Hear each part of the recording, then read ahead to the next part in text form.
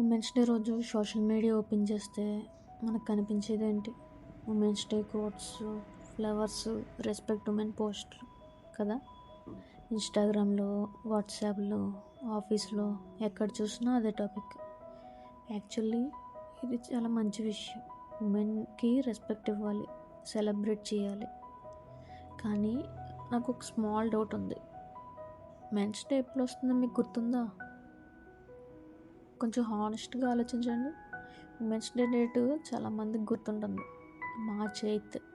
కానీ men's day చాలామంది ఏం చేస్తారు తెలుసా? గూగుల్ ఓపెన్ చేసి సెర్చ్ చేస్తారు. ఇది ఉమెన్స్ డే సెలబ్రేషన్ రాంగ్ అని నేను అనట్లేదు. ఉమెన్స్ చాలా కష్టాలు ఫేస్ చేస్తారు. కెరీర్ బిల్డ్ చేయాలి, ఫ్యామిలీ ఎక్స్పెక్టేషన్స్ హ్యాండిల్ చేయాలి, సొసైటీ జడ్జ్మెంట్ని ఫేస్ చేయాలి. కానీ అట్ ది సేమ్ టైం మనం ఇంకో సైడ్ గురించి చాలా తక్కువ మాట్లాడతాం, మెన్స్ స్ట్రగుల్స్. చిన్నప్పటి నుంచి బాయ్స్కి ఒక రూల్ ఉంటుంది, అబ్బాయిలు ఏడవకూడదు, స్ట్రాంగ్గా ఉండాలి, ఫ్యామిలీ రెస్పాన్సిబిలిటీలు తీసుకోవాలి. ఎమోషన్స్ చూపించిన నువ్వు అబ్బాయి వాళ్ళకి అమ్మాయివా, ఎలా ఏడుస్తున్నావు అంటారు. స్ట్రెస్ ఉన్నా మేనేజ్ చేసుకో అంటారు. ప్రెషర్ ఏంటంటే జాబ్ ప్రెషర్ ఉంటుంది, మనీ ప్రెషర్ ఉంటుంది, ఫ్యామిలీ రెస్పాన్సిబిలిటీ ప్రెషర్ ఉంటుంది. సొసైటీ లాజిక్ చాలా ఫన్నీగా ఉంటుంది. ఉమెన్ స్ట్రాంగ్ కావాలి అంటారు, కానీ స్ట్రాంగ్గా మాట్లాడితే దీని పొగర్రా, యాటిట్యూడ్ ఎక్కువరా అంటారు. మెన్ స్ట్రాంగ్గా ఉండాలి అంటారు, కానీ ఎమోషన్స్ చూపిస్తే వీక్ అంటారు.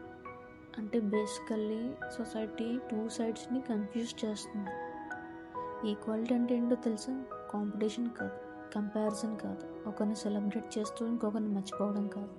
Respect women, at the same time appreciate men. ఎందుకంటే సొసైటీ బిల్డ్ చేయడంలో టూ సైడ్స్ ఇంపార్టెన్స్ ఉంటుంది. ఉమెన్స్ డే రోజు మీ అమ్మకి థ్యాంక్స్ చెప్పండి, మీ సిస్టర్ని అప్రిషియేట్ చేయండి, మీ లైఫ్లో ఉన్న ఉమెన్కి రెస్పెక్ట్ ఇవ్వండి. కానీ నెక్స్ట్ టైం మెన్స్ డే వచ్చినప్పుడు కూడా మీ ఫాదర్కి, మీ బ్రదర్కి, మీ హస్బెండ్కి, మీ ఫ్రెండ్కి ఒక మెసేజ్ పంపండి లేదా విష్ చేయండి. ఎందుకంటే strong women equal to strong men. అప్పుడే సొసైటీ స్ట్రాంగ్గా బిల్డ్ అవుతుంది. Respect women, at the same time appreciate men, అదే real equality. By the way, men's day ఎప్పుడో చెప్పలేదు కదా, November 19th. ఈసారి తప్పకుండా విష్ చేస్తారు కదా. This is Souji speaks, signing of.